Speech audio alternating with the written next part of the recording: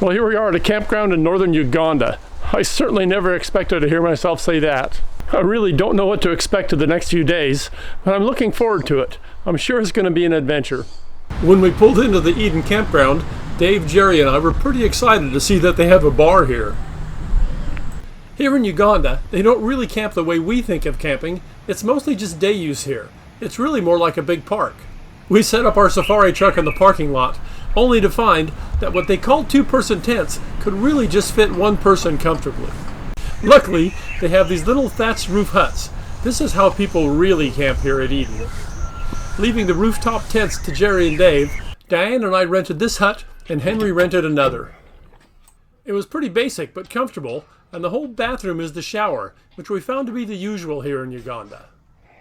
About halfway between our safari truck and the parking lot and our hut is a table and chairs underneath a thatched roof. We used this as our kitchen and dining room, and it's where we spent most of the little bit of free time we had in camp.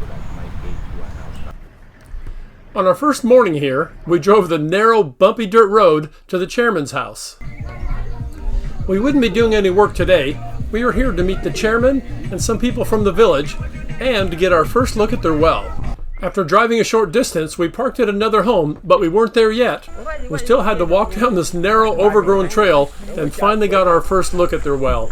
In Uganda, they seem to use the term well for springs or other surface water.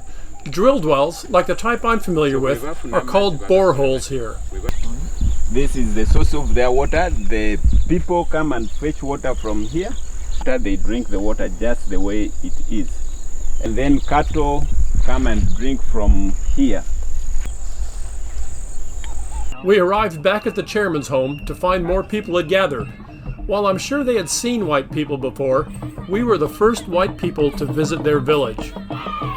There were, of course, speeches by the chairman and other community leaders, and then they treated us to some of their traditional dances and celebrations, as well as demonstrations of traditional crafts and customs.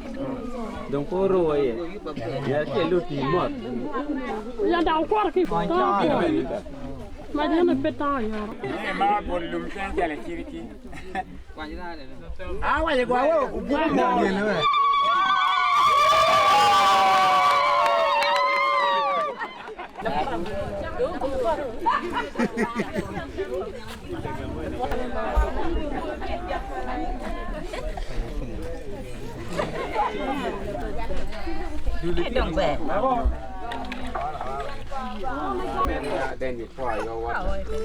After pour, you make it cold. You see by show of hands who is going to be with us tomorrow in the morning. We are all going to be down there. The next morning after breakfast in camp, we drove back to the village and walked down to the well to get started.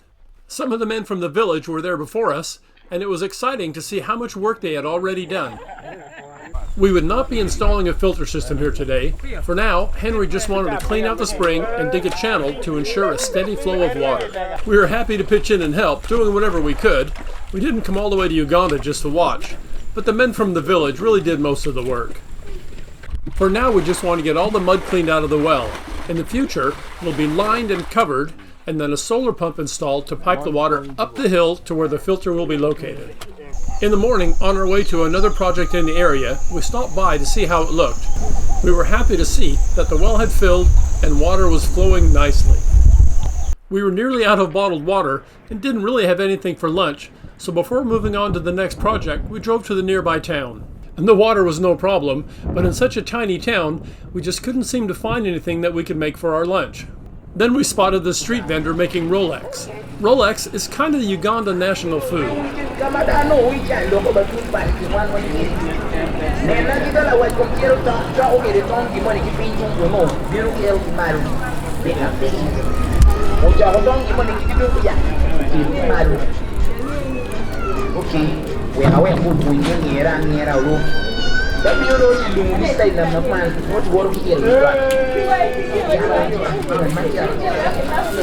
I really didn't expect to be eating Uganda street food, but we had these Rolex several times, and they are great. There's no plumbing in the villages or small towns, even in parts of the cities. All of their water has to be carried to their homes, sometimes over fairly long distances. This site has obviously had a lot of work done sometime in the past. The pipe coming out of the wall has been temporarily blocked while work is being done. The first problem was really maintenance. The concrete structure and the drainage channel had filled with silt over the years. All of that silt had to be removed to restore the drainage, then pulled back from the edge so it wouldn't wash back in during the rainy season. Once the channel was clear, the plug was removed. Quite a bit of water had accumulated behind the wall. The flow should slow down quite a bit once it drains out. The other problem they had here was cattle walking right up to the water source, even right down the stairs, contaminating the area.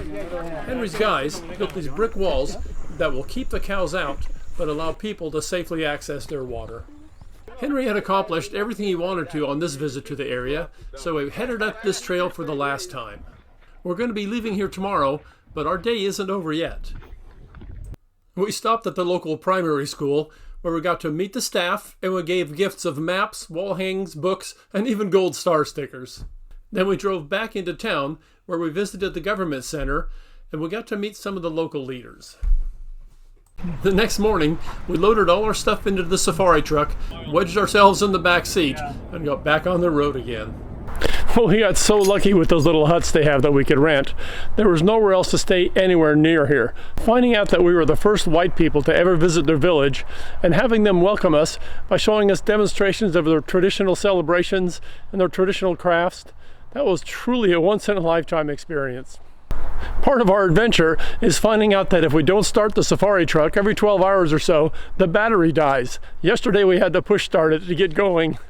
We are going to be leaving here soon, and we do have some driving to do, but we're going to take a few days off to relax and have a little fun for ourselves.